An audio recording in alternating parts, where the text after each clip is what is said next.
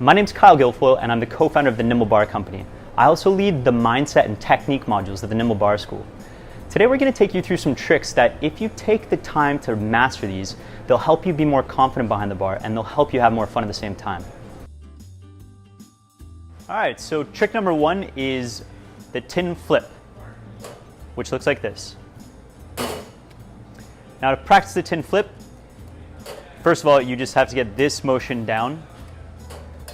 And then once you have it, you want to speed things up so that it becomes a super fast part of your methodology. The point is to get the tin from here to here as functionally and as quickly as possible. So how I like to do this is simply drill myself. It's just like that. And then you can do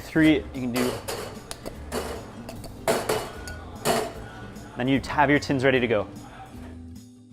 So the next trick is a tin pivot, which is essentially a flip, but instead of vertical like this, it's horizontal like this. And to practice it, what you're doing is you're trying to get your fingers and thumb out of the way so that it can just kind of, just like that. If you can roll it on the ball of your hand, that's added bonus. Oftentimes we get airtime like this, which is fine too. And then what you're going to do once you've practiced this, just do this over and over again. You're going to screw up, that's part of the fun.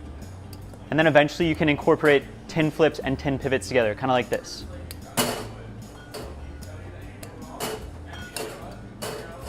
You can also incorporate tin flips and pivots when you have your Boston shaker together. So kind of like this, you have ice in here, you're going to flip, maybe pivot, seal, pivot. So you seal and pivot. And that's it. Next up, we're going to talk about cutting a pour. So a lot of bartenders, what they do is they'll just pour, it's just kind of like this, maybe a little faster, and that's okay, but there's a lot more we can do. So there are two particular ways of cutting that are kind of interesting. One is a swoop like this, and then the other is a bounce cut like this. And when you get really fast with them, you can do it with two bottles.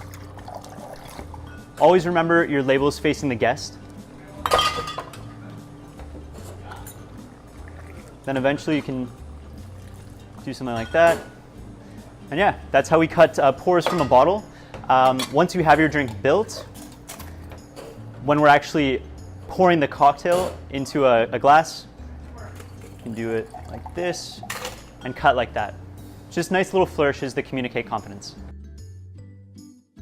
So next we're going to talk about spoon flair, and that's just simple little flips like that.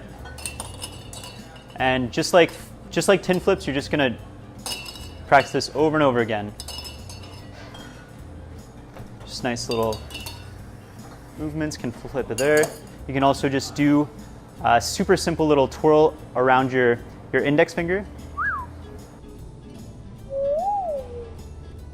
And that's spoon flair. One last thing.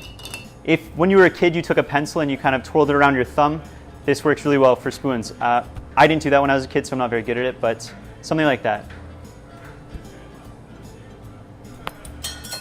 You get the idea. Now we're going to talk about shaking and stirring at the same time. Okay, just going to build our drinks.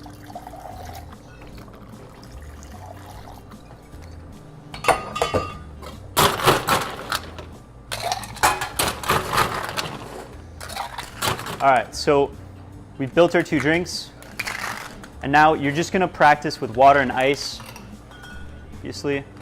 But the trick here is to get your spoon to the very bottom of the vessel. Because what'll happen a lot of times when people try this at first is they try and stir close to the top, and it gets sort of like this, and you have a disaster on your hands. So we're not going to do that. We're going to put the spoon to the very, very bottom, like that, and then you have all the leverage. So you can easily glide the ice around, and then you're going to shake at the same time.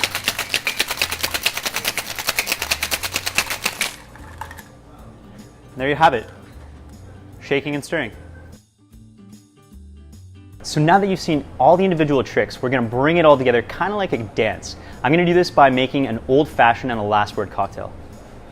Here we go.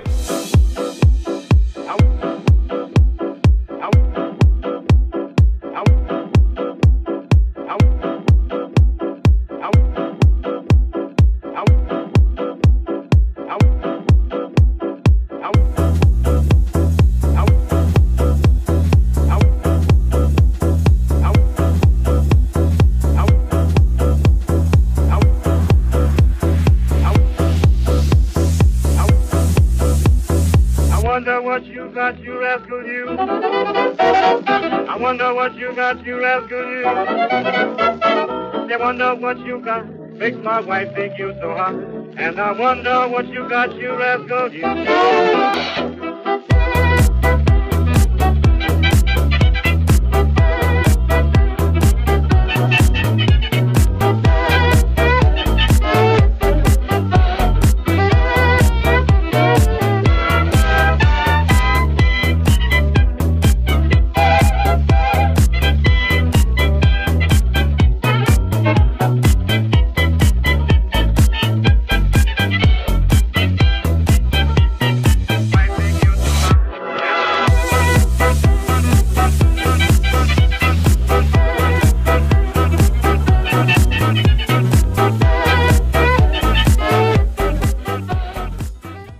Now I want you to think about what it'd be like to approach every drink and every drink chit with that level of energy and that attention to detail.